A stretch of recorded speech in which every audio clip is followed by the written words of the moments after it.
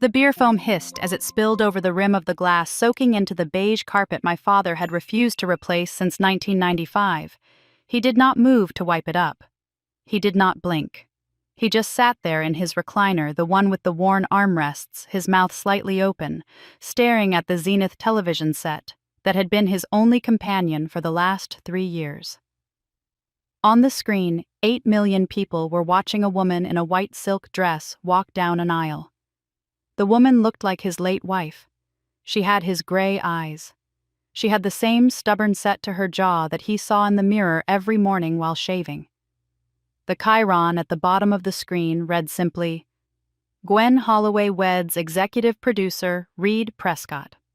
In his living room in Muncie, Indiana, the silence was absolute. My father's hand was frozen in midair, the glass tipping further, the cheap domestic beer pooling around his slippers.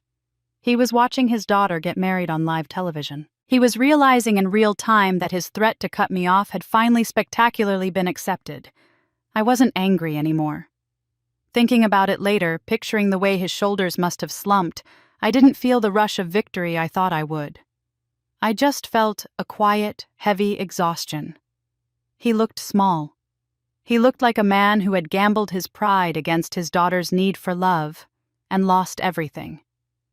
72 hours earlier, I was just a woman sitting on a velvet sofa, foolish enough to think a text message could fix 8 years of silence. My name is Gwen Holloway, and for the last 8 years, I have been the face Chicago wakes up to. I am 40 years old. I have a Peabody Award on my shelf, a salary that would make my father choke, and the ability to look into a camera lens and make 2 million strangers feel like I am talking only to them. But on Tuesday morning, I was just trying to get through the hallway without screaming. The air in the WGN studios always smelled the same, a mix of hairspray ozone from the hot lights and the dark roast coffee that kept the production team alive. It was 5:30 in the morning. My heels clicked a steady rhythm on the linoleum, a sound that usually made me feel powerful. Here the world bent toward me. Here I wasn't the daughter who left. I was the anchor who stayed. "Morning, Gwen," Danny called out from behind camera 2. He was adjusting the focus, a new picture of his daughter taped to the side of the lens. "Danny," I said, pausing to look at the photo. "She is getting so big. Tell Maria the sleep training segment is airing Thursday. I made sure we included the part about the white noise machine." Danny beamed. "You're a lifesaver. Seriously, we slept 4 hours straight last night." I kept walking, accepting a coffee from the production assistant without breaking stride. Rosa, my makeup artist, was already waiting in the chair, sponge in hand. "Big week," Rosa said, dabbing powder under my eyes. "Friday is the day. You nervous? Terrified?" I joked, flashing the smile I had perfected over 2 decades. "But mostly that I'll trip in these heels." "You never trip," Marcus, the security guard, said from the doorway. He leaned against the frame, arms crossed. "You could walk through a hurricane in stilettos and not spill a drop." "That happened one time, Marcus," I said. "And it was a tropical depression, not a hurricane." "Still counts," he said.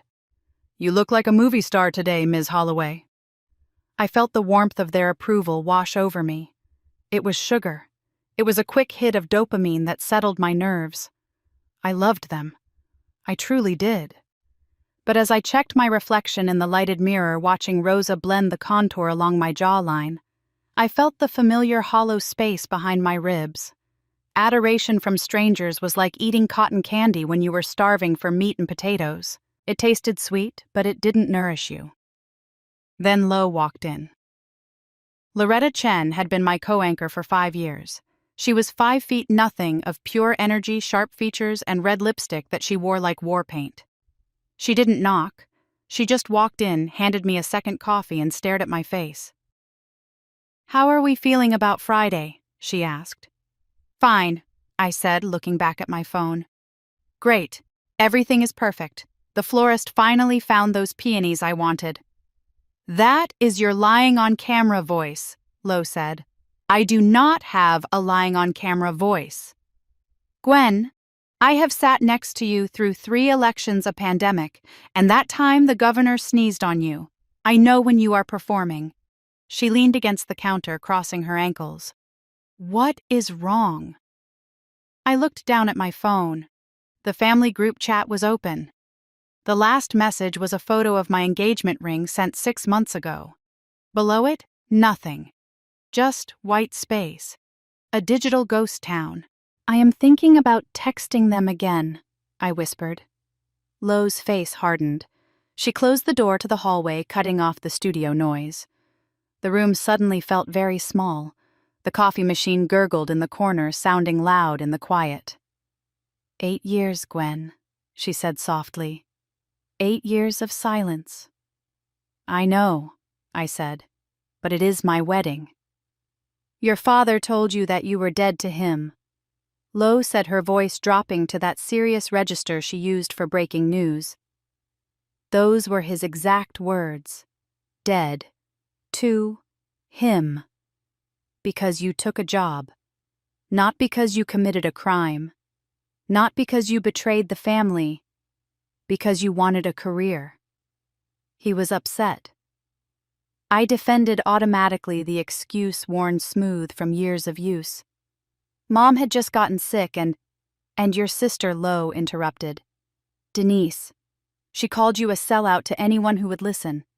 She told the entire town of Muncie you abandoned your dying mother for fame." "Maybe I did," I said, the guilt flaring up like a fresh burn. "No," Lo said. She moved closer, putting a hand on my arm.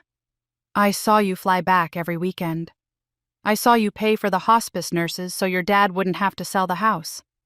You were holding Helen's hand when she took her last breath. But did Denise tell anyone that no? She was too busy playing the martyr." I looked away toward the glass window that overlooked the studio floor. The crew was laughing about something. They looked happy, uncomplicated. "You know what I think?" Lo asked. "The people who see you every day might not be the ones who truly see you." She gestured toward the news desk.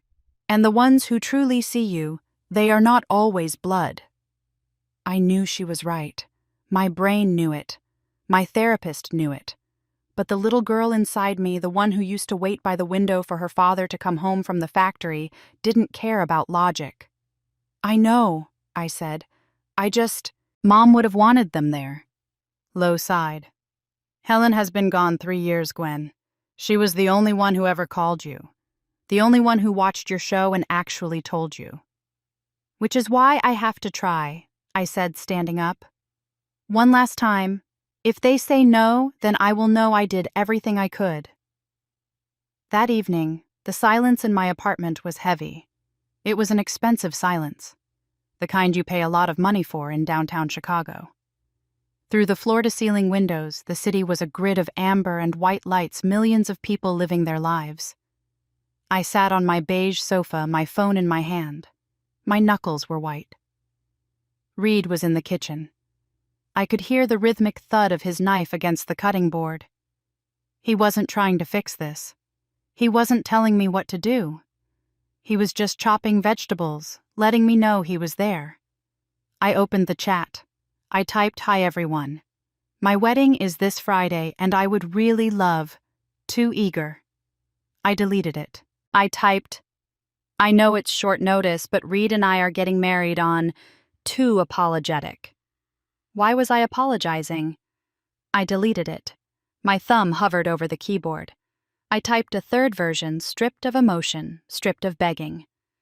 "My wedding is this Friday. Would love to see you all. It is in Chicago. I can send details if you are interested." It sounded pathetic. It sounded desperate. It sounded exactly like the daughter I was trying not to be. I pressed send. The knife stopped in the kitchen. Reed walked over, wiping his hands on a towel. He sat down next to me, his thigh warm against mine. "You okay?" "I just sent it." We waited. The 3 little dots appeared almost instantly. Denise was typing. My heart hammered against my ribs like a trapped bird. The message arrived. "We're busy. Don't expect us." Short, brutal, expected, but it still stung a sharp slap to the face. Then the dots appeared again. Walter was typing. My father. He never typed. He hated text messages. He said they were for cowards. The message popped up. Stop being so dramatic. You always want attention. The words blurred on the screen. Stop being dramatic. You always want attention. 8 years of building a career, a Peabody Award, thousands of hours of covering tornadoes, elections, and pandemics. And to him, I was still just a noisy child clamoring for a look. He didn't just say no. He had to twist the knife. He had to make my desire for his presence into a character flaw. I felt the air leave my lungs. I waited for the tears. I waited for the familiar collapse, the sobbing that would leave me with a migraine and swollen eyes. But the tears didn't come. Instead, a coldness started in my chest. It spread to my fingertips, numbing the shake in my hands. It was a strange sensation. Quiet. Clear. It felt like a heavy pack I had been carrying up a mountain for a decade had suddenly slipped off my shoulders and tumbled into a ravine. I picked up the phone. I didn't type a plea. I didn't type an apology. I didn't try to explain that I missed them or that I loved them or that my mother would be heartbroken. I typed one word. All right. I pressed send. Reed watched me carefully. What do you want to do? I stood up and walked to the window. I looked out at the city that had embraced me when my own blood turned away. They aren't coming, I said. My voice was steady. They don't want to be part of my life. Reed stood behind me, wrapping his arms around my waist. He rested his chin on my shoulder. I have an idea, he said quietly. A crazy one. I turned in his arms. What? What if we stopped asking for permission to be happy? He asked. What if we stopped hiding? I didn't know it then, but what Reed was about to propose would change everything. It would make headlines. It would go viral. And it would finally show my family exactly what attention really looked like. What if we stopped asking for permission to be happy?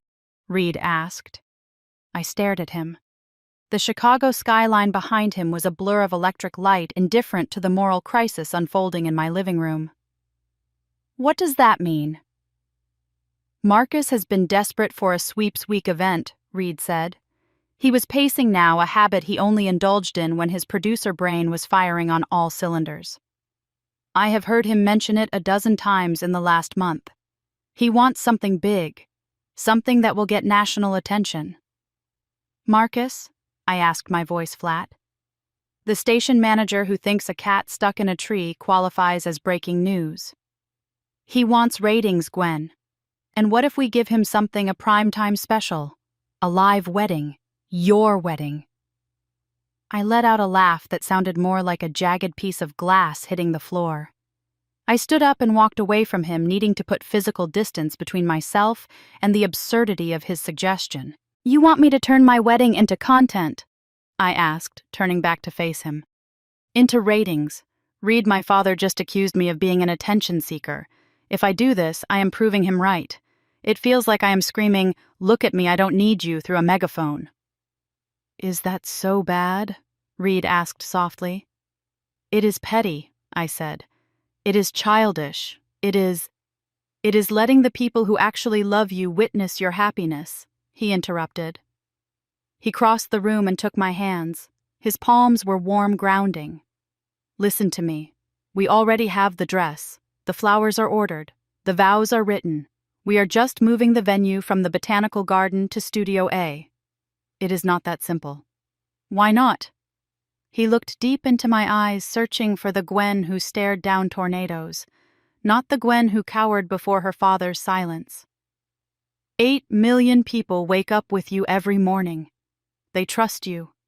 They worry about you when you are sick. They celebrate when good things happen to you. Is it petty to let them see this? Or is it petty to beg 2 people who have hurt you for permission to be happy? I wanted to argue. I wanted to tell him that family was different, that blood was a contract you couldn't just rewrite because the terms were unfair. But the words stuck in my throat. I need to think about this, I said, pulling my hands away gently. Alone. Just for a minute. Reed nodded. He kissed my forehead and went back to the kitchen, giving me the only thing he knew I truly needed. Space. I walked to the hallway closet and reached for the top shelf. My fingers brushed against the cool leather of the photo album I hadn't opened in 3 years. It smelled like dust and old adhesive. I carried it to the living room, but I didn't sit on the couch. I sat on the floor, crossing my legs, feeling small in the vast, empty room. I opened the cover. The first photo was from 2008, me at 22, sitting at my first news desk in Muncie. I looked terrified. My blazer was 2 sizes too big. But Mom was standing behind me, her hand resting heavily on my shoulder, literally holding me up. She was beaming. On the back, in her looping cursive, she had written, "My girl on TV, so proud. Love, always Mom." I turned the page. My college graduation. Mom was crying, a tissue pressed to her nose. Dad stood next to her, stiff in his one good suit, looking at the camera as if it were a weapon pointed at his chest. I turned another page. Thanksgiving 15 years ago. The table was crowded with food. I was laughing at something, my head thrown back. And there at the edge of the frame, Walter Holloway was almost smiling. When did it all go wrong? It wasn't one moment. It was 1,000 small erosions. A missed call here, a sharp comment there. A career choice that took me further and further from the factory life he understood and respected. I closed my eyes and I could hear my mother's voice. It was a memory from 3 years ago, just weeks before the heart attack took her. We were on the phone. "Gwenny? I am just saying your father watches every morning," she had said. "He sets his coffee at 6 o'clock sharp. Then why won't he call me Mom?" I had asked, the frustration burning my throat. "You know how he is. Holloway pride, thick as mud and twice as useful. And Denise." She blocked me on Facebook. There had been a long sigh on the other end of the line. "Your sister is complicated. But she told her book club you are famous. She showed them an article about your award."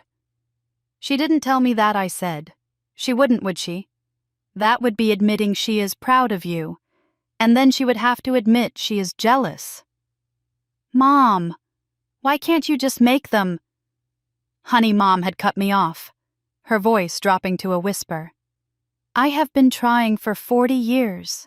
Some walls don't come down because you ask nicely. Some walls only come down when someone stops knocking and starts living their life so loud the walls vibrate." I opened my eyes and looked down at her smiling face in the photograph. My mother had always spoken in riddles. But sitting on my floor with the Chicago lights casting long shadows across the room, the riddle finally made sense. If Mom were alive, she would be at the wedding. She would drag Walter by his ear if she had to. She would fix this. But Mom was gone, and I was done knocking on walls that wouldn't open. I closed the album. The sound was final, like a gavel striking wood. I reached for my phone to close the group chat to delete the evidence of my earlier begging, but as my thumb hovered over the screen, a notification popped up. Facebook. Denise had tagged me in a post. My stomach turned over. I knew I shouldn't look. I knew nothing good ever came from a notification that started with my sister's name. I looked anyway. The post wasn't private. It wasn't just for her friends. The little globe icon was visible right under her name. Public. Denise wanted the world to see this. Some people will do anything for attention. The post began, followed by an eye roll emoji. My sister texted today wanting us at her wedding, on a Friday. Like normal people don't have jobs. Like we can just drop everything and fly to Chicago because she decided to get married on a random weekday. But hey, when you are a TV person, everything revolves around you, right? I am just saying. Family is about showing up, not about demanding everyone rearrange their lives for your convenience. Below the text, she had added hashtags. Family first. Attention seeking, just saying. 43 people had liked it. I scrolled down to the comments. So selfish. Good for you for standing up, Den one stranger wrote. TV people are the worst. All ego wrote another. Your sister sounds exhausting, to be honest. 43 people agreed that I was selfish. 43 people who had never met me. 43 people who only knew the version of Gwen Holloway that Denise had constructed out of jealousy and resentment. I felt a presence behind me. Reed was reading over my shoulder. She tagged it public, he said quietly. I see that. She wanted to humiliate you. She succeeded. No. Reed said, his voice hardening into something sharp. She exposed herself. She just doesn't know it yet. My hands started to shake. But it wasn't the trembling of a wounded child anymore. It wasn't sadness. It was something else. It was something hot and volatile waking up in my blood. For 8 years, I had carried the guilt. For 8 years, I told myself I was the problem. I left. I broke the family. I chose strangers over blood. But this post... Denise had just told 400 Facebook friends that I was attention-seeking for the crime of inviting my own family to my wedding. Not private criticism, public mockery. She was using my name to buy sympathy from strangers. I stood up. I felt my spine straighten, felt my jaw set. The tears that had threatened to spill over retreated, burned away by the heat rising in my chest. You know what? I said, turning to face Reed. Denise is right about one thing. Reed weighted his eyes watchful. I am a TV person. I looked down at the photo album on the floor. My mother's face smiled up from the open page, frozen in time, forever proud. Mom spent 40 years keeping peace with people who didn't deserve it, I said. I am not going to spend 40 more. I looked at Reed. My voice was steady. It surprised even me. Call Marcus. Tell him we are doing the broadcast. Reed's eyes widened slightly. You are sure? Denise wants to talk about attention. I'm going to show her what attention really looks like. I looked at my phone one last time. The Facebook post, the laughing emoji, the smug hashtags. What she doesn't know is that 2.3 million people are about to see that post, I said. I smiled. It wasn't my TV smile. It was something sharper, something dangerous. And they won't be laughing with her. The broadcast was happening. In 3 days, 8 million people would watch me get married. Including, though I didn't know it yet, the 2 people in Indiana who said they were too busy to attend. The following morning, the conference room at WGN felt like the cockpit of a rocket ship seconds before ignition. The walls were glass, offering a panoramic view of the Chicago skyline that looked sharp enough to cut you. Marcus Reeves, our station manager, was pacing the length of the long mahogany table. Marcus never paced. He was a man who usually sat very still in expensive Italian suits and let his silence do the negotiating. Today, however, he was vibrating with energy. This is gold, Gwen, he said, gesturing with a Mont Blanc pen. Pure gold. He stopped at the head of the table, looking at me with the kind of hunger usually reserved for exclusive interviews with fleeing felons. America's favorite anchor gets her happy ending, he said, framing the words in the air with his hands. The promos write themselves. We will do a career retrospective. We will pull the footage from the tornado coverage where you shielded that child, the clip of you accepting the Peabody, the pandemic broadcasts from your living room. Marcus, I said, trying to keep my voice even. We will have a countdown clock, he continued, ignoring me. We will interview the governor. We will get human interest pieces on the florist, the caterer, the dress designer. Marcus, I said louder this time. He stopped. He blinked, looking at me as if he had forgotten I was a person and not just a piece of intellectual property. It is still my wedding, I said. Not a product launch. The room went quiet. The 3 junior producers at the end of the table stopped typing on their tablets. Reed was sitting next to me. He didn't speak immediately. He just placed his hand on the table, a calm, heavy anchor in the room. What Gwen means, Reed said, his voice low and measured, is that this has to feel real, not produced, not staged. The reason people love her is because she is genuine. If we turn this into a circus, we lose the audience, and we lose the point. Marcus softened. He sat down buttoning his suit jacket. "I know," he said. "I am sorry. I get carried away." He leaned forward, resting his elbows on the polished wood. "But listen to me, Gwen. 8 million people watch you every morning. They know you. They have seen you at your best and your worst. When you had the flu and powered through the 6 a.m. block, when you cried on air after the school shooting. They trust you." I looked out the window at the city. Millions of strangers. Trust. It was a strange word to apply to people I would never meet. But he was right. They did trust me. They invited me into their kitchens while they buttered their toast. They let me ride along in their cars during the morning commute. They had stayed with me for 8 years, which was more than I could say for the people who shared my last name. "So we are doing this?" Marcus asked. I looked at Reed. He nodded a barely perceptible dip of his chin. "We are doing this," I said. The room erupted. It was instant chaos. Phones were pulled out, schedules were opened, and the machinery of a major broadcast began to turn. Lo was going to officiate.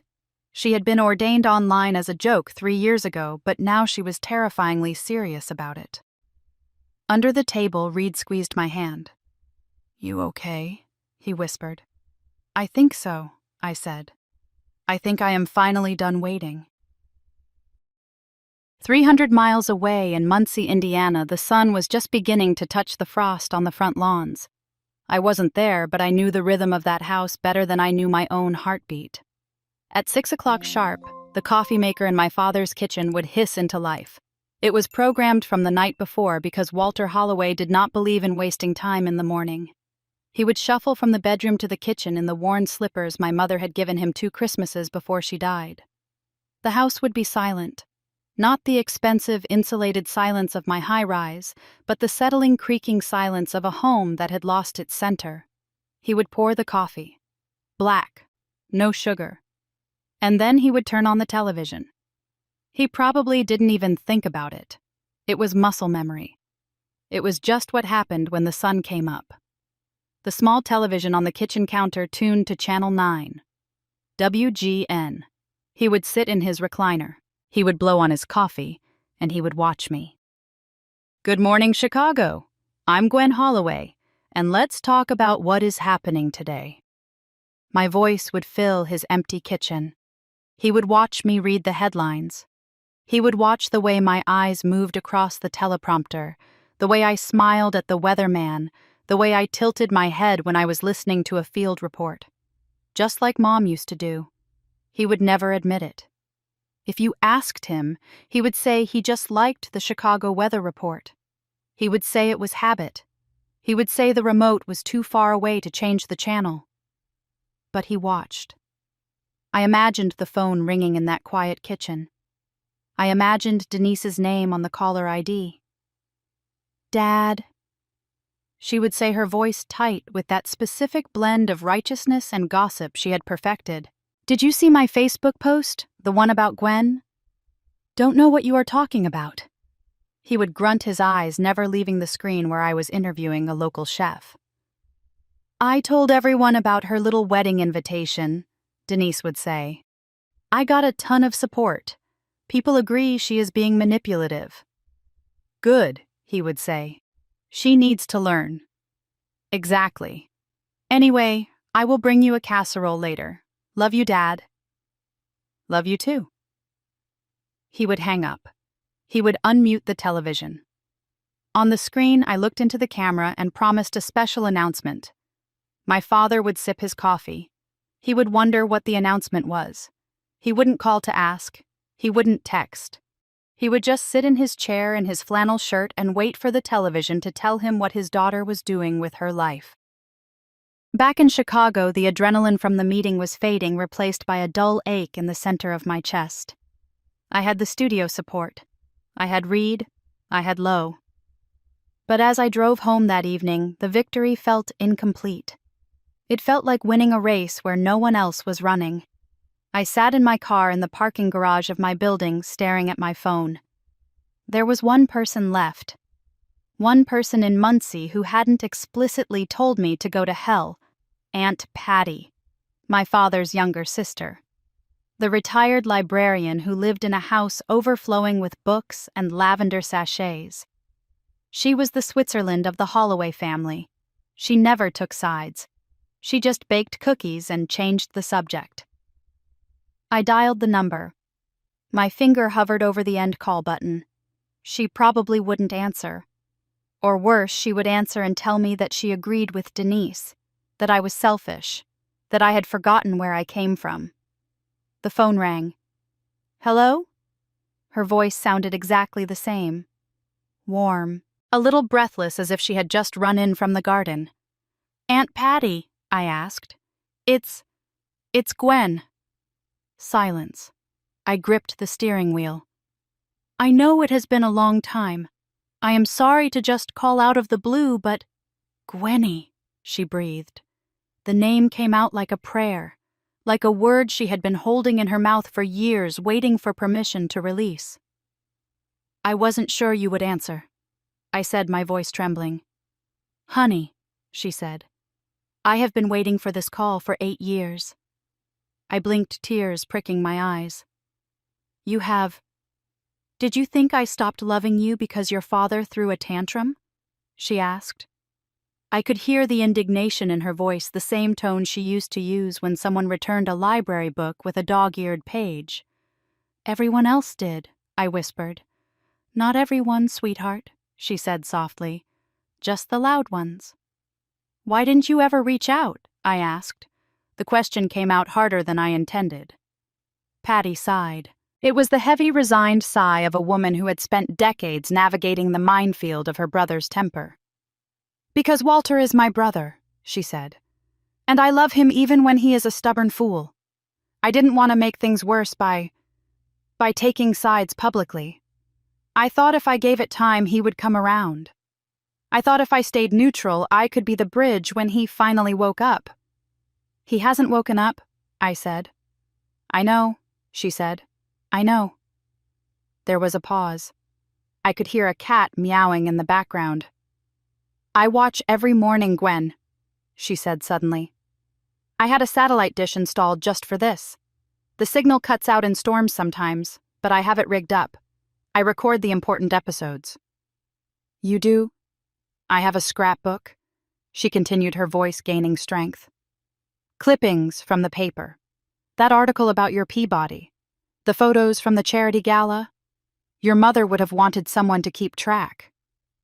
I covered my mouth with my hand. A scrapbook. In Muncie.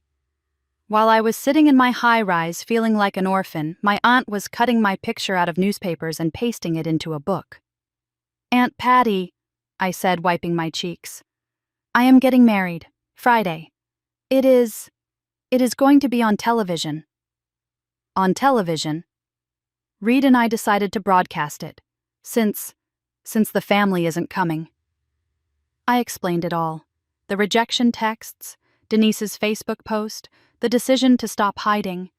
Patty listened without interrupting, making small noises of understanding. And I know it is complicated, I said, rushing to get the words out. I know Dad will be furious. I know he might stop talking to you if he finds out. But I was wondering, would you come? Would you be there? The silence on the line stretched out. I held my breath. I prepared myself for the polite refusal. The "I can't do that to Walter" speech. Gwenny, she said finally, let me tell you something. What? Wild horses could not keep me away. I let out a sob that sounded like a laugh. But Dad, your father can take his pride and sit on it, she said, her librarian voice gone, replaced by something fierce. I missed too much already. I missed your 30s. I missed meeting this Reed fellow. I am not missing this. Thank you, I whispered. Thank you. Send me the details, she said. I have a blue dress I have been saving for a special occasion. I think this qualifies. I hung up the phone and sat in the quiet of my car. I had one family member, just one person from Muncie who would cross state lines to witness my life. After 8 years of silence, it felt like an army. Thursday was a blur of white silk and red tally lights. It was the day before the wedding, and my life had become a montage of rapid-fire scenes, each one brighter and louder than the last. In the bridal shop, Lo sat on a velvet ottoman with a glass of champagne in one hand and a tissue in the other. "Turn slowly," the seamstress said, her mouth full of pins. I turned. The dress was simple. White silk that moved like water with lace sleeves that felt like a whisper against my skin. I looked at myself in the three-way mirror. For a second, I didn't see the news anchor. I didn't see the woman who had spent 8 years building armor out of blazers and perfect diction. I just saw a bride. Well, I asked, looking at Lo. Lo's eyes were wet. She sniffed loudly, aggressively. "You look like a goddamn princess," she said, her voice cracking. "And I hate you for it." "You are crying," I said. "I am not crying," she snapped, dabbing at her eyes carefully to save her eyeliner. "There is something in my eye. Several things. In both eyes. It is undoubtedly an allergic reaction to all this tulle. There is no tulle on this dress, Lo. Shut up and drink your champagne." 2 hours later, we were in Studio A. The space had been transformed. The news desk was gone, replaced by an altar draped in white fabric. Reed was standing with the director, pointing at the lighting grid. He wasn't the groom right now. He was the executive producer, and he was in his element. "Camera 2 needs to be lower," he said, his hand chopping the air. "I want the angle on Gwen to be heroic, not investigative. Soft lighting. This is a wedding, not a Senate hearing." "What about audience reaction shots?" the director asked. "Minimal," Reed said. "This is about Gwen. Always about Gwen." I watched him from the shadows of the wings. He was protecting me. Even in the technical details, in the choice of a lens or a lighting gel, he was loving me. By 2 in the afternoon, I was standing in front of a cooler at the florist's shop. The air smelled overwhelmingly of green stems and cold water. The florist, a middle-aged woman with dirt under her fingernails, was staring at her own clipboard with wide eyes. "So the whole country will see these flowers?" she asked. "That is the idea," I said. She looked at her arrangements. She bit her lip. "I need to add more roses," she muttered, pulling a bucket off the shelf. "It is really fine," I said. "They look beautiful." "Nope," she said, already stripping thorns with frantic energy. "If 8 million people are looking at my peonies, they are going to be perfect peonies. I am not having someone in Ohio critique my symmetry."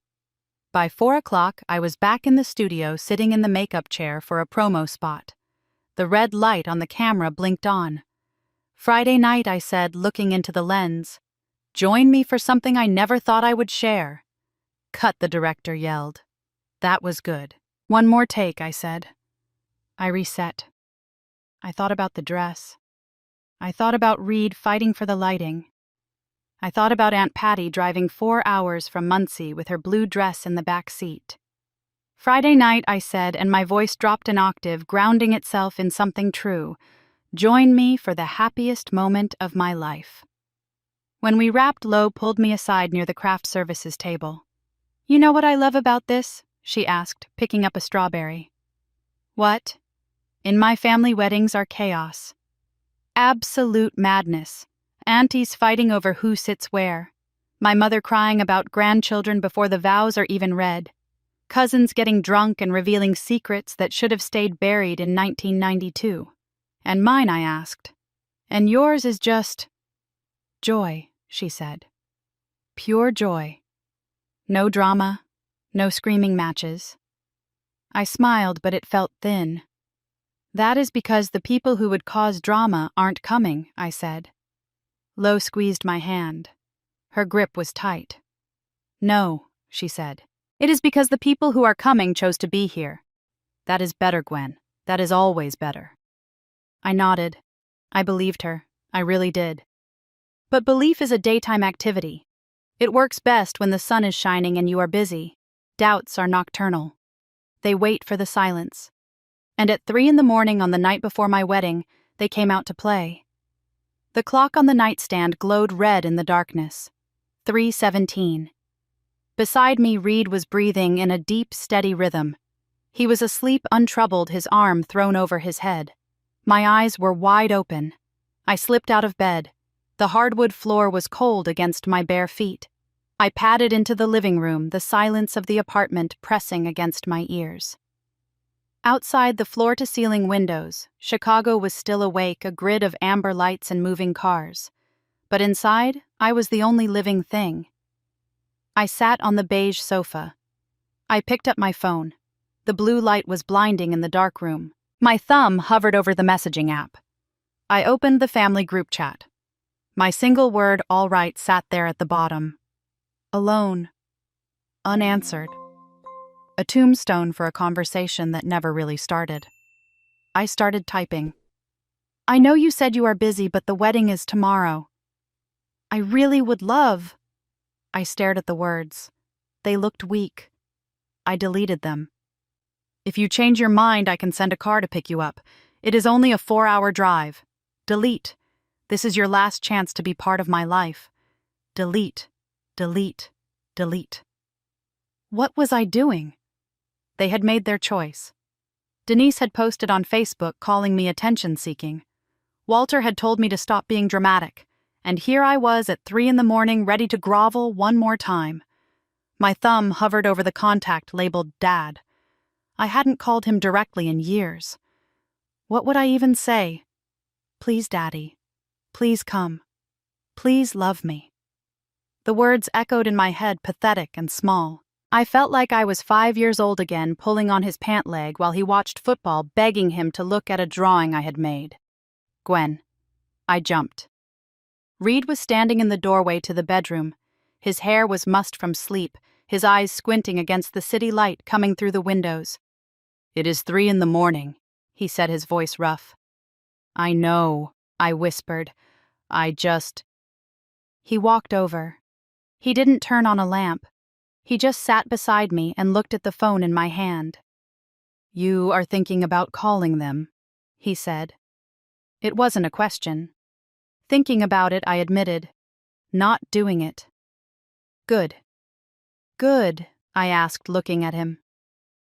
"Come back to bed," he said gently, taking the phone from my hand and setting it face down on the coffee table. "Whatever decision you make it when you are rested. Not at 3 a.m. when everything feels urgent." He was right. He was always right.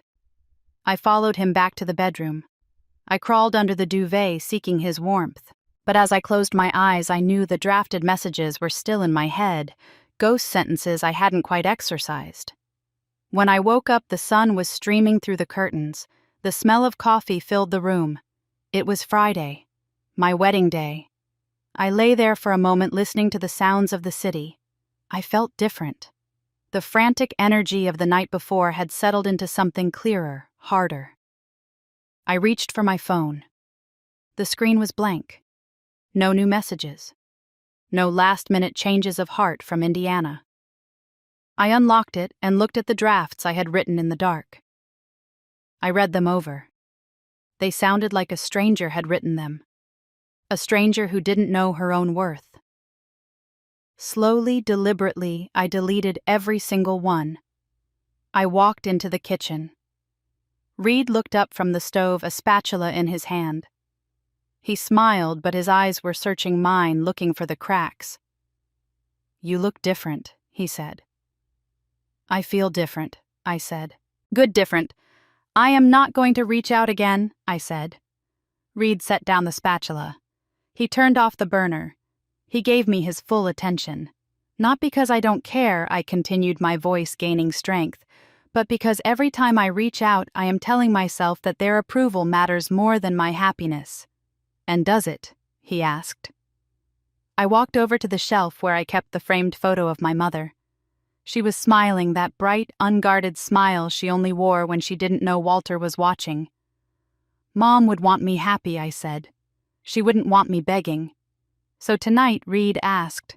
"Tonight," I said, turning to face him, "I marry the love of my life, in front of millions of people who chose to witness it." I set the photo back down. "And that is enough," I said. "That is more than enough." Reed crossed the kitchen in 2 strides. He wrapped his arms around me, burying his face in my neck. "I am so proud of you," he whispered. For what I asked. "For choosing yourself," he said. Finally. In 6 hours, the broadcast would begin. 8 million people would watch me say I do. Including, though I didn't know it, the 2 people in Muncie who said they were too busy to attend. The green room hummed with a frequency that I had never felt before. It wasn't the manic, caffeine-fueled energy of a Tuesday morning breaking news segment.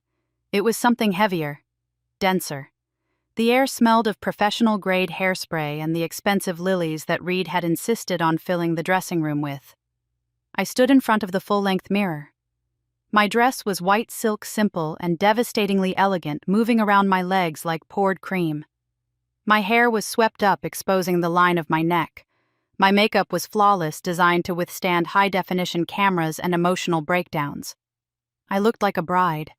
I felt like a woman standing on the edge of a cliff, waiting for the wind to change. Through the thin walls, I could hear the muffled chaos of the production team, the director barking orders about camera 3, the murmur of the live audience settling into their seats.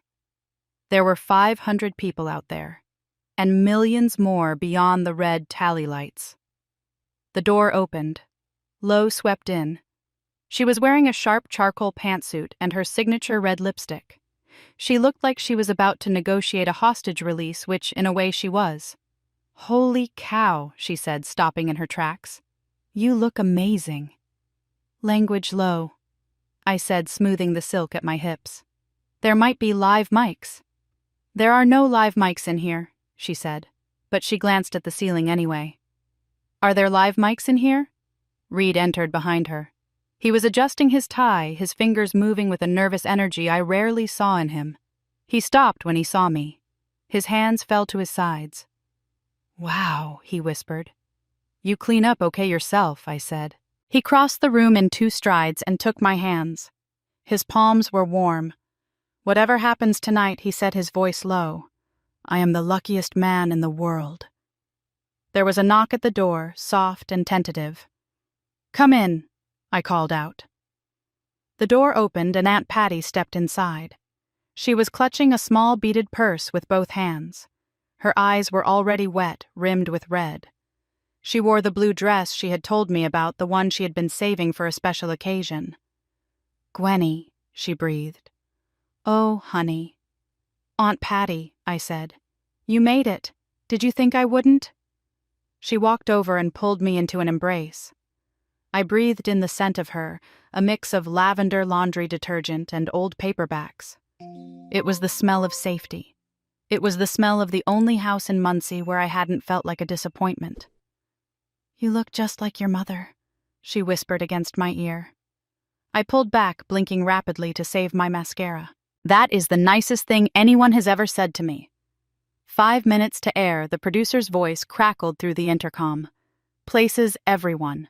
Lo handed me my bouquet. It was heavy with white roses and peonies. "Ready to show America what a real happy ending looks like?" she asked. I took a breath. Then another. I looked at Reed. I looked at Patty. I looked at the reflection of the woman who had spent 8 years waiting for permission to be happy. "Let's do this," I said. I didn't know it then, but 300 miles away, the televisions were warming up. In Muncie, Indiana, the routine was unfolding just like it did every evening. But tonight, nothing would be routine. Tonight, the silence was about to break. The broadcast began with music. It was a sweeping orchestral piece that swelled as the opening montage filled 8 million screens across the country. I wasn't watching the monitor, but I knew what they were seeing. We had spent days editing it. Clips of my life flashed by in rapid succession, me at 22, nervous and eager, me in a rain slicker shouting over the roar of a tornado while shielding a child with my own body. The clip of me accepting the Peabody, my voice shaking as I thanked my team. The pandemic broadcasts I filmed from my living room, my hair pulled back in a messy bun, telling Chicago that we would get through this together. Then the voiceover deep and authoritative. For 8 years, Gwen Holloway has been Chicago's voice of comfort. She has laughed with us, cried with us, and stayed up all night with us during crises. Tonight, witness her greatest story yet. In the studio, the lights shifted, the music softened, and I started to walk. 300 miles away, Walter Holloway sat in his recliner. He had a can of domestic beer in his hand. His feet were up. The television was on Channel 9, just like it always was. He muttered something to himself about weddings and changing the channel. But he didn't. The remote was on the side table just out of reach. Then the title card appeared on his screen. America's Favorite Anchor. A wedding celebration. He frowned. He squinted at the screen. Holloway. That was a common name. There were plenty of Holloways. Then he saw my face. It wasn't the anchor face he saw every morning. It was his daughter. I was walking down an aisle lined with flowers wearing white silk. The beer can in his hand tipped. Foam hissed as it spilled onto his knuckles and dripped onto the carpet. He didn't notice. He didn't move. "That is her," he whispered. His voice cracked in the empty room. 8 years of silence. 8 years of stubborn pride. 8 years of telling himself that I had walked away, that I was the one who broke the contract. And now I was getting married. To a man he had never met. And he was finding out at the same time as strangers in Ohio and truck drivers in Nebraska. Across town in a house with better furniture and more resentment, Denise was scrolling through her phone. Her husband Kevin had the TV on in the background. Some wedding thing, Kevin said, taking a sip of his drink. "Looks fancy." Denise didn't look up. She was reading the comments on her latest post, feeding on the validation of strangers who agreed that her sister was selfish. Then Kevin sat up straighter. "Den," he said. "Isn't that your sister?" Her head snapped up. On the screen, the chyron read, "Gwen Holloway weds executive producer Reed Prescott." Denise's phone buzzed in her hand. Then it buzzed again, and again. A cascade of notifications lit up the screen. "OMG, isn't this your sister? Why aren't you at the wedding? Den, is that Gwen? The Gwen Holloway?" She looked at the television. I was standing at the altar holding Reed's hands. I looked radiant. I looked loved. She looked down at her own Facebook post from days ago. Some people will do anything for attention. And now, 8 million people were watching me get married. "Oh no," she whispered. "Oh no, no, no." In the studio, Lo cleared her throat. She looked at Reed, then at me. "Gwen and Reed," she said, her voice clear and steady. "You have chosen to share this moment not just with each other, but with millions who have welcomed Gwen into their homes every morning. That is not vanity. That is family, the family we choose." I looked at Reed. The studio lights faded away. The cameras disappeared. It was just him. "I do," I said. "In Indiana." Walter's phone rang. It was Denise. He didn't answer. He couldn't look away from the screen. His daughter was married now, and he was sitting alone in the dark. The broadcast ended at 9 o'clock. The red lights went dark. The studio erupted in applause, real applause, from the 500 guests who rose to their feet. I didn't check my phone. I had turned it off before the ceremony. I wanted one night, just one, where I wasn't tethered to the world. But in Indiana, the world was crashing down. Denise's hands shook as she dialed our father's number for the 3rd time. The phone rang and rang. Finally, he picked up. What he said. His voice was flat, unrecognizable. "Dad, Denise," said her voice rising in panic. "Are you watching?" "I watched," he said. "What do we do?" she asked. Silence stretched on the line, heavy and suffocating. "Dad, say something. What is there to say?" "She didn't tell us it was going to be on TV." Denise said, her words tumbling out fast. "She just said wedding. We thought what Denise Walter asked."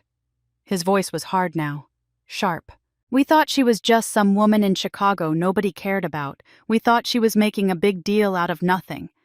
I didn't. Denise trailed off. You posted on Facebook that she was attention-seeking, Walter said. That was private, Denise whispered. Nothing is private anymore. She never told us it was a big thing, Denise argued, grasping for ground that was crumbling beneath her. She just said Friday. She didn't say... She said her wedding. Walter interrupted. She invited us. We said no, because we were busy. We weren't busy, Denise, Walter said. We just didn't think she mattered enough to show up.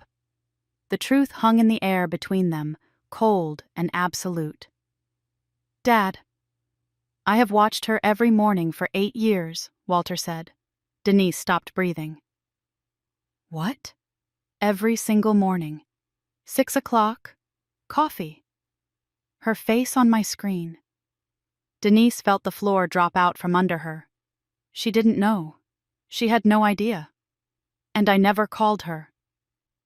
Walter continued, his voice breaking. Never texted. Never told her I was proud. Because I was waiting for her to apologize first. He took a breath that sounded like a sob. And now I found out my daughter got married on TV, like a stranger. Because that is what I made her. He hung up. Denise stared at her phone. On her Facebook app, the comments were still pouring in, but the tide had turned. Wow, you called your famous anchor sister attention-seeking, yikes. This aged badly. Maybe she is famous because she is good at her job. They called me 47 times that night. I didn't answer a single one. The next morning, the sun hit my face with a softness that felt like forgiveness. I woke up in my own bed. The sheets were warm. Reed's arm was draped heavy across my waist. I was married. The thought landed like a feather. I was married to a man I loved. It had been witnessed by millions of people who wished me well. It was the best sleep I had had in years. I stretched, watching the light catch the new ring on my finger. It was perfect, untarnished. I reached for my phone on the nightstand and turned it on. The device vibrated in my hand twice, then a continuous buzz as it tried to process 12 hours of frantic communication. The screen exploded with notifications. 47 missed calls from Dad. 32 missed calls from Denise. Over 100 text messages. I sat up, the sheet falling away. I scrolled through the texts, my heart starting to pound a rhythm that had nothing to do with joy. Gwen. Call me. We need to talk. I didn't know. Call me back. And from Denise? You should have told us. Everyone is blaming me now. How could you do this to us? Reed stirred beside me. He propped himself up on one elbow, his hair messy, his eyes concerned. What is wrong? He asked. They saw it, I said, staring at the screen. They are calling. He looked at the phone, then at me. Are you going to answer? I looked at my wedding ring again. I wanted to stay in this bubble. I wanted to enjoy being a wife for one single day without having to explain myself to the people who had refused to be there. Not yet, I said. Reed kissed my forehead. That is my wife. But my finger hovered over the voicemail icon. There was a new message from Dad. 3 minutes long. Maybe just one, I whispered. Just to know what I'm dealing with. I should have left it alone. I should have put the phone down and ordered room service and let the silence protect me for a few more hours. But I pressed play. And everything changed again. I pressed the speaker button. The room was silent, save for the hum of the air conditioner and the terrifyingly loud sound of my father taking a breath 300 miles away. Reed sat on the edge of the bed. His posture was rigid, his jaw tight. He was ready to fight a ghost. My father's voice filled the bedroom. Gwen, it is your father. There was a long pause. I could hear the background noise of his house, the ticking of the grandfather clock in the hallway, the settle of the house he had refused to leave. I watched your wedding, on the television. Another pause. He cleared his throat, a wet, rough sound. You looked like your mother. My eyes stung. I felt a sudden, sharp pressure behind my nose. For a fraction of a second, I thought this was it. I thought the miracle had happened. But then the tone shifted. It hardened into something cold and familiar. But I am calling because I need you to understand something. What you did last night was humiliating. For this family. For me. Reed made a sound in the back of his throat, but I held up a hand. I needed to hear it all. Denise is getting attacked online, the voice continued. People are calling me. People from church. People from the shop. People I have known for 30 years are calling my house and asking why I wasn't there. They are asking what kind of father I am. His voice shook. It wasn't sorrow. It was anger. Pastor Jenkins called. He saw it. My friends saw it. And they all want to know why Walter Holloway wasn't at his own daughter's wedding. The anger was rising now, gaining speed. You didn't invite us. You displayed us. You made us look like monsters on purpose. For your precious ratings. This is what you always do, Gwen. You make everything about you. Your career, your awards, your big city life, and now your wedding. There was a long silence on the tape. I could hear him breathing heavy and ragged. Call me back. We need to discuss how you are going to fix this. The recording ended with a sharp click. The silence that followed was worse than the yelling. It was the silence of a door slamming shut and locking from the outside. Reed stood up and walked to the window, his back to me. He didn't say congratulations, Reed said. No, I said. He didn't. He didn't ask about the ceremony. He didn't ask if you were happy. He didn't ask about me. No. He made your wedding about his embarrassment. I looked down at the phone, black and silent on the white duvet. That is always how it works, I whispered. That is how it has always been. I felt a profound, exhausting heaviness settle over me. For one brief, beautiful moment before he spoke, I had let myself hope. I had thought maybe watching me walk down the aisle would break the spell. But it hadn't broke the spell. It had just turned up the volume on his pride. By 2 o'clock that afternoon, the ceasefire was over. We were in the living room. I was trying to read a book, reading the same sentence over and over again. Reed was on his tablet scrolling through news feeds. Suddenly, Lowe's name popped up on my phone. A text. Gwen. Check Facebook. Now. My stomach dropped. I opened the app. Denise had posted again. This time there were no laughing emojis, no hashtags, just a wall of text that had already been shared 234 times. Since everyone seems to have opinions about my family, the post began. Let me clarify a few things. I read on my heart, hammering a frantic rhythm against my ribs. Number 1, my sister did not invite us to her wedding. She sent a text, 3 days before, with 0 details, no travel information, no accommodation offers, just Friday in Chicago. Number 2, she never mentioned it would be a televised event. She never mentioned it was going to be a special. If we had known, we might have tried harder to make arrangements. Number 3, my sister has not spoken to our family in 8 years. Her choice. She left. She didn't look back. And now she wants to play the victim on national television. Number 4. Real family doesn't humiliate each other for ratings. Real family doesn't use their platform to make others look bad. I am done protecting her image. The world saw the wedding. Now see the truth. I lowered the phone. The comments were a battlefield. Both sides always have a story one person wrote. 3 days' notice is pretty short, wrote another. Maybe the TV sister is the problem. This is getting messy and I am here for it. Someone added with a popcorn emoji. Reed took the phone from my hand. Stop reading. She is turning people against me, I said. I felt sick, physically sick. She is trying, Reed said. He tossed the phone onto the couch cushion. She has 800 likes. You had 8 million viewers. The narrative is yours, Gwen. But she has my dad, I said. Reed looked at me. He opened his mouth to argue, then closed it. He had no answer for that. The sun was setting, casting long, bruised shadows across the apartment, when the phone rang again. I didn't recognize the number, but I knew who it was. I picked up. Gwenny Aunt Patty's voice trembled on the line. "I am in a mess."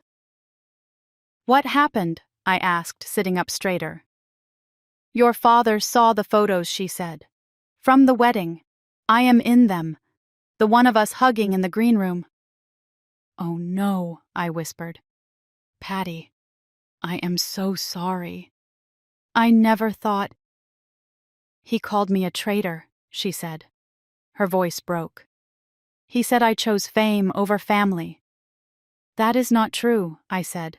"You know that isn't true." "I know what it isn't," she snapped, then softened immediately. "I know, but that is what he believes." There was a pause. I heard her blow her nose. "He told me if I stay in contact with you, I am not welcome at Thanksgiving," she said. "Or Christmas, or the 4th of July barbecue, or any family gathering." I closed my eyes. I could see my father's face, the set of his jaw, the absolute certainty of his own righteousness. "He is using the family as a weapon," I said. "That is what Holloways do, honey," Patty said. "We use love as leverage. We make people choose." "So what do we do?" I asked. I felt like a child again, asking the adults to fix the broken window. "I don't know yet," she said. "I need time to figure out how to navigate this." My heart stopped. Are you saying you might? I am saying I need time." "Gwen," she interrupted, "I am not abandoning you. I was at your wedding. I meant that. But I have also known your father for 64 years. He is my brother." She took a shaky breath. "I love you both. And right now, loving both of you is tearing me apart." We hung up. I sat there in the darkening room. Even the people who chose me were paying a price. I had wanted my day in the sun. But I had forgotten that sunlight casts shadows, and sometimes those shadows fall on the people you love most. It was 11 o'clock at night. The city outside was alive, but inside the air was stale and heavy.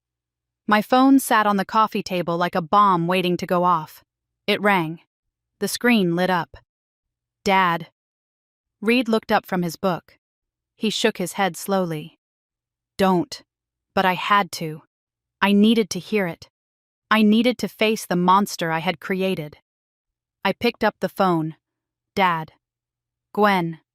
The two syllables hung in the air, separated by 8 years and 300 miles. "I got your voicemail," I said, "and Denise's post." "Then you understand why I am upset," he said. His voice wasn't yelling anymore. It was cold, controlled. "I understand that you think I humiliated you," I said. "But Dad, I invited you. You said no. You sent a text," he spat. "A text, Gwen. Like we are strangers." "We are strangers, Dad," I shouted, standing up. "You made sure of that 8 years ago." Silence. "I watched you get married on TV," he said quietly. "Do you know how that feels? Finding out about my daughter's wedding from Channel 9? "You could have found out from me," I said, my voice shaking. "If you had ever answered the phone, if you had ever called back. Don't turn this around. I am not turning anything. I am stating facts. 8 years, Dad. I sent birthday cards. I sent Christmas cards. I sent engagement photos. And I got nothing back. Not a call, not a text, not even a congratulations." "Because you left," he said. The words were heavy like stones. "I took a job," I said, tears streaming down my face now. "I didn't leave the family. You kicked me out. You chose that world over us. I chose my career. I chose my life. That doesn't mean I chose to lose you." "It does," he said. "It did. You walked out that door. And you told me I was dead to you," I whispered. "Those were your words, Dad, not mine. Yours." There was a long silence on the line. I could hear him breathing. I could hear the ghost of the relationship we never had. Then he spoke. His voice was different, smaller. You watch, I asked. What he said. The show, I said. You said you found out from Channel 9. You were watching another silence. This one stretched out for 10 seconds. 20. Of course I watch, he said. His voice was rough, broken. Every goddamn morning. 6 o'clock. Coffee. Your face on my screen. I couldn't breathe. I grabbed the back of the sofa for support. You? For how long? 8 years, he said. Since you started. You watched me for 8 years and you never once. I didn't know how he whispered. How to what I asked. Pick up a phone. Type. I am proud of you. Say anything I didn't know how to say. To say that I was wrong. I sat down on the sofa. My legs wouldn't hold me anymore. You are proud of me? I asked. Of course I am proud of you, he said. The anger was gone, replaced by a terrible aching vulnerability. You are extraordinary, Gwen. Everyone can see it. Everyone. Then why couldn't you tell me? I cried. Because I am a stubborn old fool, he said. Because Holloway men don't apologize. Because I spent 8 years waiting for you to come back, not realizing you were waiting for me. I closed my eyes. The truth hit me harder than the silence ever had. So what now, Dad? I asked. You watched me get married on TV. You know I am proud of my career. What changes? There was a long pause. I don't know, he said. That is not good enough, I said. It is all I have right now, he said. The line went dead. I stared at the phone.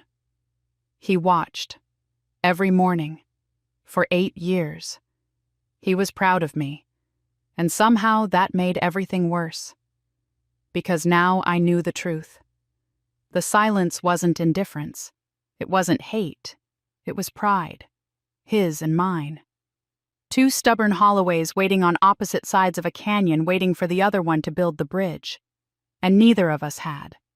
Reed watched me from the chair. He didn't say anything. He knew there was nothing to say. I had won the ratings war. I had won the public opinion battle. But sitting there in the dark clutching a dead phone, I knew I had lost the only thing that actually mattered. The city of Chicago is never truly silent, but at 4 a.m. it breathes a different kind of quiet. It is a hollow metallic silence that amplifies every thought you are trying to ignore. I was sitting on the living room floor again. The expensive rug was rough against my bare legs. Beside me, the floor-to-ceiling windows were cold to the touch, separating me from the sleeping world outside. The photo album lay open in my lap. I wasn't looking at the pictures of my career this time. I wasn't looking for proof of my mother's love. I was staring at a Polaroid from 1986. It was my father. He was younger than I am now, his hair thick and dark, wearing a flannel shirt that looked brand new. He was holding a bundle of pink blankets. Inside the bundle was me 3 days old. He was beaming. It wasn't a polite smile for the camera. It was a raw, unguarded explosion of joy. He looked like a man who had just been handed the keys to the universe. He looked like he would tear the world apart with his bare hands if anything tried to hurt the small creature in his arms. I traced the curve of his smile with my finger. When did that man disappear, I had spent 8 years telling myself the story of a villain. Walter Holloway, the cold, unfeeling patriarch who chose his pride over his daughter. It was a good story. It was a clean story. It made me the hero. It made my success a righteous victory against the odds. But looking at that photo in the blue light of the pre-dawn, the story started to crack. I thought about his voice on the phone. I didn't know how to say I was wrong. He wasn't a villain. He was just a man who had been taught that feelings were a weakness. He came from a line of men who worked in factories and drank cheap beer and buried their hearts so deep they forgot where they put them. And me, I looked at my reflection in the dark window. I had spent 8 years waiting for him to break. I had waited for him to call. I had waited for him to apologize. I had waited for him to validate my choices so that I could finally feel okay about them. "Stop being so dramatic," he had texted. "I am just like him," I whispered to the empty room. I was doing the exact same thing. I was keeping score. I was using my silence as a weapon. I was waiting for him to cross the bridge first because I was too terrified to take a step without a guarantee that I would be met halfway. We were two stubborn Holloways standing on opposite sides of a canyon, screaming into the wind and wondering why we couldn't hear each other. I closed the album. The sound was soft, but in the quiet room it felt like a door opening. The tears came then. They weren't the angry, hot tears of the last few days. They were slow and heavy. I wasn't crying for the father I didn't have. I was grieving for the time we had both wasted. 8 years of mornings where he watched me on a screen because he couldn't face me in a room. 8 years of awards I won that he celebrated in secret. I wiped my face. The sun was starting to bleed gray light into the sky over the lake. Maybe it was too late. Maybe the damage was structural, the foundation too cracked to hold any weight. But I knew one thing for certain. I couldn't keep waiting for him to be the bigger person. He didn't know how. He didn't have the tools.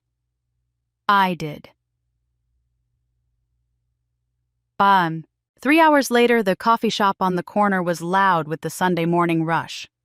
The grinder whirred aggressively, and the air smelled of roasted beans and wet raincoats. Lo slid into the booth opposite me. She took one look at my face and didn't even bother with a greeting. "You look like hell," she said, unwrapping a biscotti. "Thanks," I said, wrapping my hands around my mug for warmth. "I feel like it too." I told her everything. The voicemail, the late-night phone call, the confession that he had been watching every single morning for 8 years. "He watches Lo," I said, staring at the swirl of milk in my coffee. "Every day. He is proud of me. He couldn't say it." Lo chewed her biscotti slowly. She looked out the window at the passing traffic, her expression unreadable. "My grandfather was the same," she said finally. I looked up. "Your grandfather who built the bakery?" "The same. First-generation immigrant. Worked 3 jobs his whole life until his back gave out. He never said I love you. Not once. Not to my grandmother, not to my mom, not to me.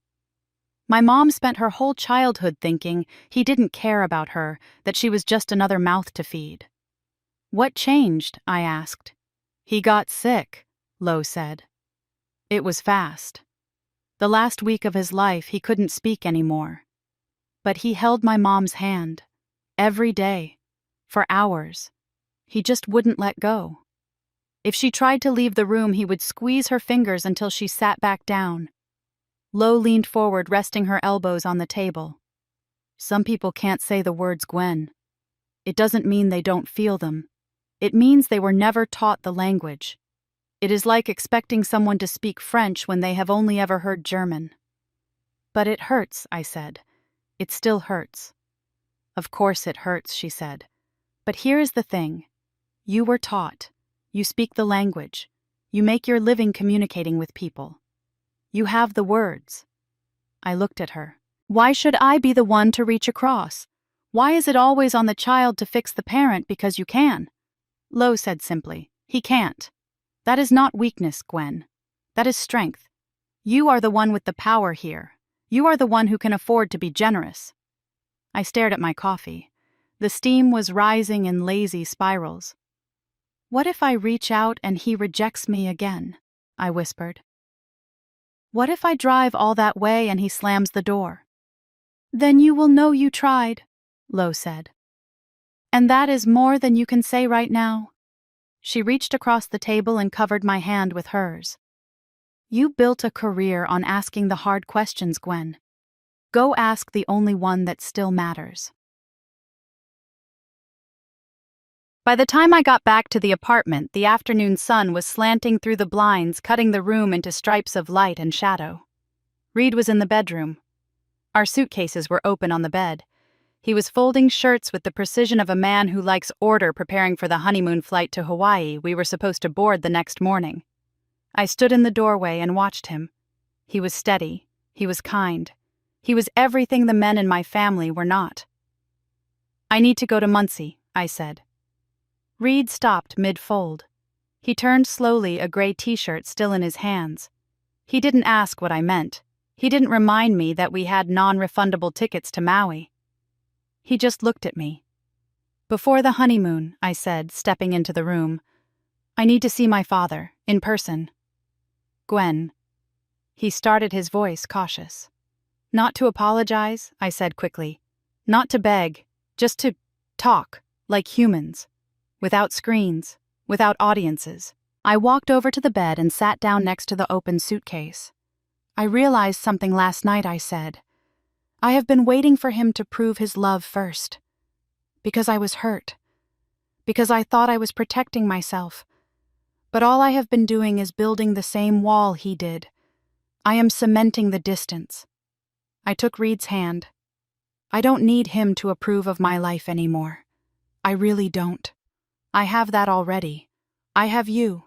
I have Lo. I have Aunt Patty." I took a deep breath. "But I don't want to spend the rest of my life wondering what if. I don't want to be 50 years old staring at a phone waiting for a call that is never going to come. I want to know that I showed up. I want to know that I walked through the door." Reed studied my face. He was looking for the manic desperation of a few days ago, the neediness that had driven the broadcast. He didn't find it. Instead, he saw a woman who was tired of fighting a war that no one was winning. "You really want to do this?" he asked. "I really want to try," I said. He nodded slowly. He tossed the gray t-shirt into the suitcase, but not the one destined for Hawaii. He reached for his car keys on the dresser. "Then I am driving," he said. We packed a smaller bag. We canceled the flight. The drive to Muncie is 4 hours through the flat, endless cornfields of the Midwest. It is 4 hours of highway that looks exactly the same mile after mile. It is 4 hours to think, 4 hours to doubt, 4 hours to change your mind 100 times. I watched the skyline of Chicago fade in the rearview mirror, shrinking until it was just a smudge against the gray sky. I didn't turn back. The sign on the interstate said, "Welcome to Muncie." It was green, reflective, and hadn't changed in 20 years. I watched the familiar streets roll past the passenger window. The diner where I worked the breakfast shift in high school still had the same neon sign, though half the letters were burned out. The church where my mother's funeral was held looked smaller than I remembered. The brickwork darkened by 3 more winters. The high school football field was empty, the bleachers bleaching gray under the overcast Indiana sky. "You okay?" Reed asked, his eyes briefly flicking away from the road to check on me. "I haven't been back since the funeral," I said. 3 years, he said. 3 years, I repeated. And nothing has changed. Except me. We passed a subdivision of ranch houses. I saw a blue sedan in a driveway that looked like Kevin's car. The lights were on in Denise's house. I could see the flicker of a television through the front window. "Do you want to stop there?" Reed asked, slowing down slightly. "No," I said, looking straight ahead.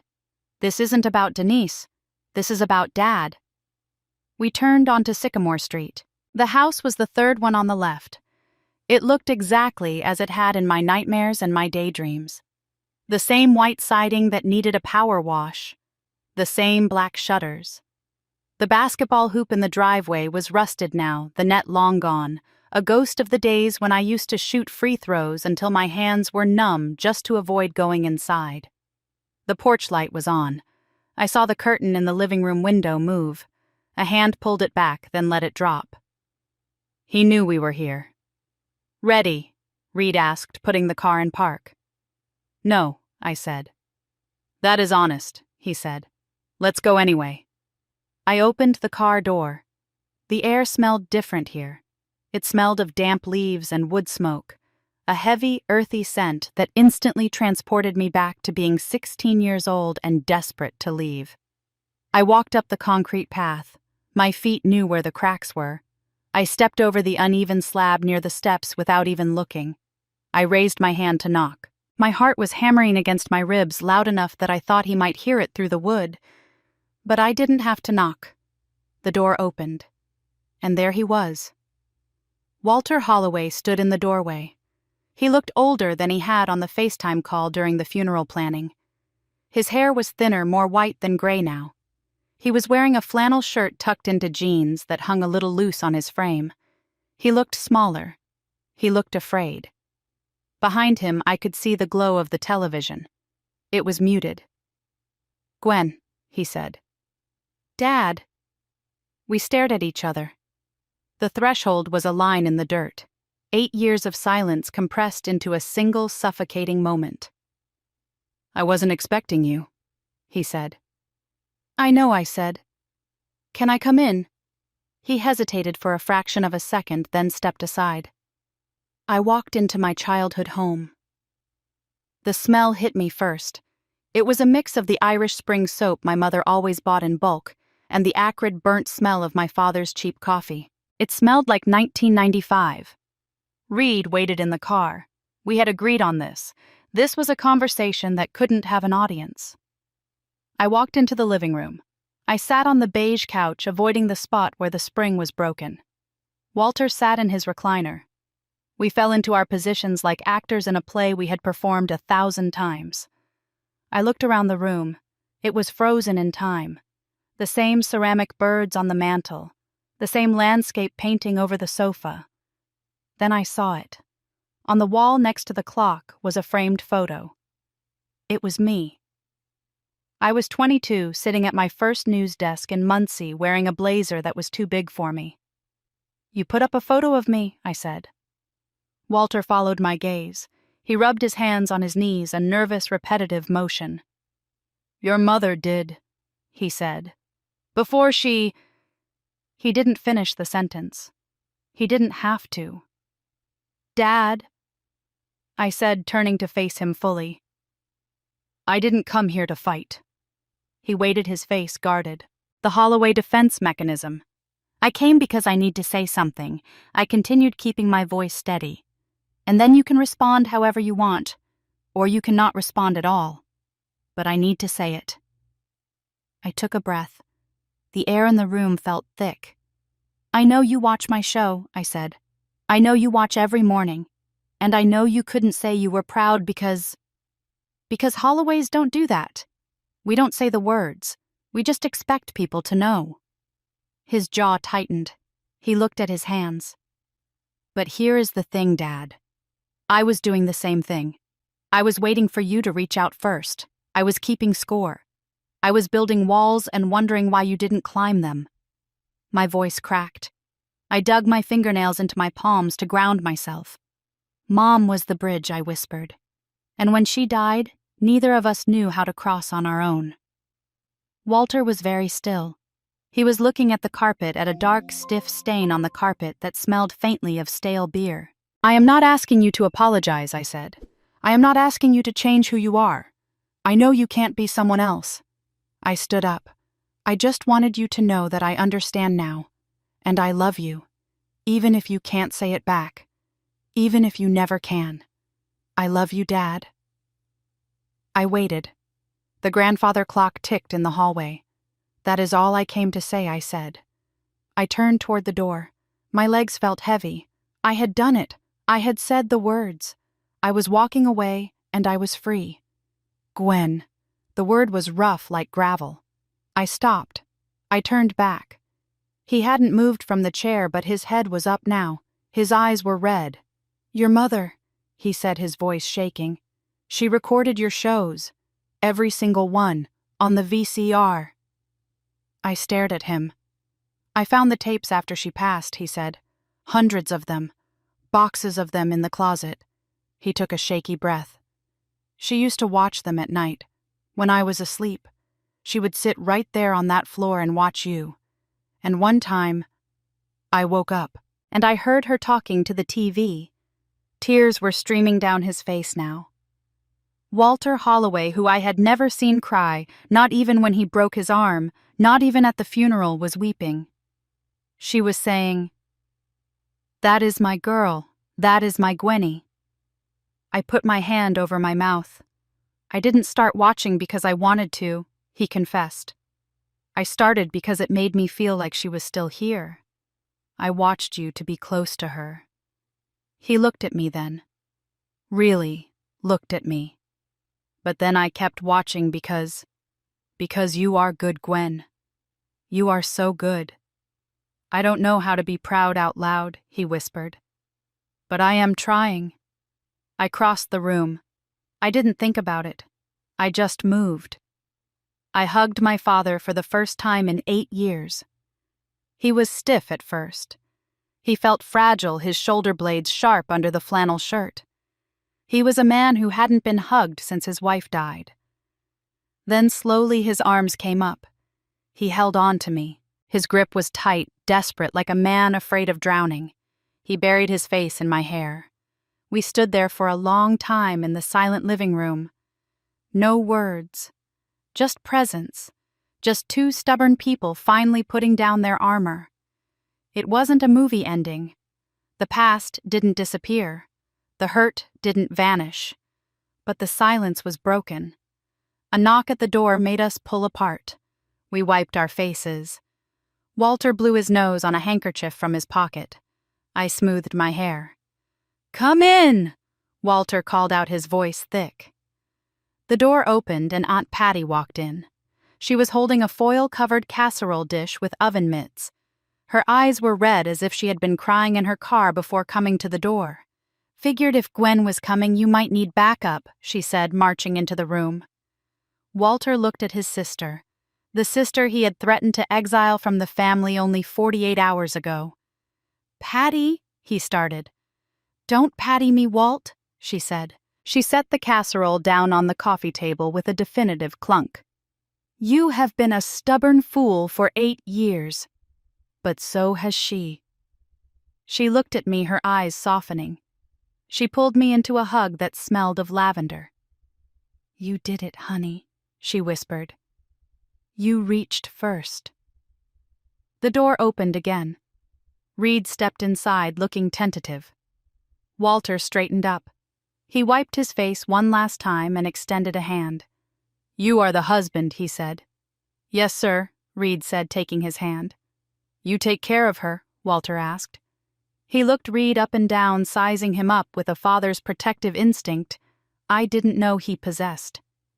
"Every day," Reed said. Walter studied him for a long moment. He nodded. Good. It wasn't warm. It wasn't welcoming. But it was a start. Patty clapped her hands. "I am making coffee. We are all going to sit down like civilized people and eat this tuna noodle casserole, and we are not going to talk about Facebook." Walter almost smiled. It was a small thing, a twitch of the corner of his mouth, but it was there. I looked around the room. Denise wasn't there. I didn't ask about her. I knew she wouldn't come. Some bridges take longer to build. Some might never be built at all. But tonight in this living room with the faded carpet, 3 out of 4 Holloways were together. And that was enough. For now, that was everything. We stayed until midnight. We ate the casserole. We talked about the weather. We talked about Aunt Patty's cats. We skirted around the big, painful things, but we were in the same room. The next morning, Reed and I drove back to Chicago to catch a delayed flight to Hawaii. 1 week later, I was back at the WGN studio. It was 5:50 in the morning. The studio was freezing, just like always. Danny was behind camera, too. Rosa was waiting with her makeup brushes. I sat in the chair. Lo slid in next to me. "Ready?" "Mrs. Prescott," she whispered. I smiled. I felt lighter. The weight I had carried in my chest for 8 years had shifted. It wasn't gone, but it was transformed into something I could carry. "Always," I said. The floor director counted down. 3, 2, 1. The red tally light blinked on. We were live. "Good morning, Chicago," I said into the camera. "I am Gwen Holloway." I paused. I smiled. A real smile. "Prescott. I am Gwen Holloway Prescott, and I am happy to be home." 300 miles away in a kitchen in Muncie, Indiana. Walter Holloway sat in his recliner. His coffee was black, his feet were up. The television was tuned to Channel 9. He watched his daughter change her name on live television. He picked up his phone. He opened his text messages. He typed slowly, his thick fingers hunting for the letters on the small screen. My phone buzzed on the anchor desk. I glanced down during the commercial break. New message from Dad. "Good morning." That was all. 2 words. I touched the screen. I used to think family was the people who had to love you, the ones who shared your blood, your name, your history. I thought it was a contract you signed at birth. Now I know better. Family is the people who choose to see you, who tune in every morning even when they can't say why, who drive 4 hours to watch you work, who text good morning when they don't have the words for anything bigger. 8.2 million people watched my wedding. But the only viewer who really mattered, he was always watching. He just didn't know how to say it. And now, neither of us has to. The red light came back on. I looked into the lens. "Let's get to the news," I said. And in Muncie, my father took a sip of his coffee, and for the first time in 8 years, he didn't feel the need to pretend he wasn't proud. The silence that sat between Gwen and her father for 8 years wasn't unique to the Holloway family. You probably know that silence. You might have it sitting in your own call log right now next to a name you haven't dialed in months or years. It is the silence of 2 people who are desperately waiting for the other one to blink first. It is the standoff where we confuse stubbornness with strength and where we mistake protecting our pride for protecting our hearts. We tell ourselves that we are holding a boundary. We say, "I won't reach out until they apologize," or "I am done being the only one who tries." And sometimes that is valid. Sometimes boundaries are necessary for survival. But often, just like with Walter and Gwen, that silence isn't about safety. It is about a lack of translation. We get so fixated on how we want to be loved with grand speeches, specific apologies, and public declarations that we miss the way we are being loved. Walter couldn't say, "I'm sorry." He didn't have the vocabulary for it. But he could watch Channel 9 every single morning at 6 o'clock. He could keep a photo on the wall. He could text, "Good morning." The tragedy of their 8 years apart wasn't a lack of love. It was a failure to recognize that love sometimes speaks in a dialect we don't immediately understand. It speaks in tuna noodle casseroles brought by aunts who refuse to take sides. It speaks in a 2-word text message after a decade of quiet. The most important lesson Gwen learned wasn't how to be famous or how to stage a perfect wedding. It was that being the first one to reach out isn't an act of weakness. It is the ultimate act of power. It takes immense courage to put down your armor when the other person is still wearing theirs.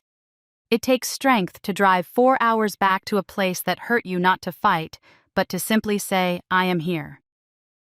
When you stop waiting for the other person to be perfect, you give them the space to just be present. Gwen stopped waiting for Walter to be the father she dreamed of, and in doing so, she finally got the father she actually had. So take a look at the relationships in your own life. Is there a bridge you have been waiting for someone else to build? Is there a conversation you have been rehearsing in your head but refusing to have in person? We often think we have all the time in the world to fix things, to say the things that matter. But time is the one thing we can't negotiate. Who are you punishing with your silence? And more importantly, are you punishing yourself in the process? Maybe you have a Denise in your life, someone who isn't ready to meet you in the middle, and that is okay. You can't save everyone. But maybe you have a Walter. Maybe there is someone who is watching from the sidelines, proud but paralyzed, just waiting for you to unlock the door. Don't wait for the perfect apology. Don't wait for the movie moment. Life is messy and forgiveness is often quiet. It looks like a cup of coffee shared in an old living room. It looks like answering the phone even when you are scared. It looks like deciding that being connected is more important than being right. Who do you need to text today? Who needs to hear, "I'm just checking in," or "I was thinking about you"? It doesn't have to be a long letter. It doesn't have to be a confrontation. Sometimes it just starts with, "Good morning," and sometimes those two words are enough to change everything.